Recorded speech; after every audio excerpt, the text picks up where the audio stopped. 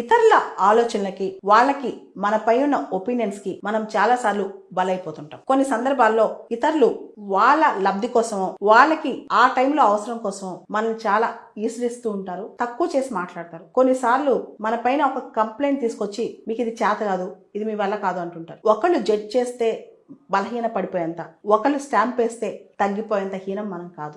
మనకి మనపైన కాన్ఫిడెన్స్ ఉండాలి. కొన్ని సందర్భాల్లో చాలా మంది ప్రపంచంలో కొన్ని విషయాల నుంచి తప్పించుకోవడానికో లేదా కొన్ని విషయాల్లో మనం తక్కువ చేయడానికో లేదా కొన్ని సందర్భాల్లో వాళ్ళకి అవసరార్థమో మనం తక్కువ చేసి మాట్లాడతారు. అలా మాట్లాడుతూ మనం చాలా సందర్భాల్లో హేళన కూడా చేస్తుంటారు. ఆ టైంలో మనం మన గురించి ఏమనుకోవాలి, మనం మన గురించి ఏ విధంగా రెస్పాండ్ అవ్వాలి? కొన్నిసార్లు మనం వాళ్ళని చూసి వీళ్ళు ఎంత హీనం చేశారు కదా మనల్ని చెప్పి డిప్రెషన్కి వెళ్ళిపోవడమే కాదు, మన చుట్టుపక్కల చాలామంది ఎగతాళి చేస్తున్నారని చెప్పి అసలు మనం ఏం చేత కాదేమో, మన వల్ల కాదేమో అనుకుంటాం.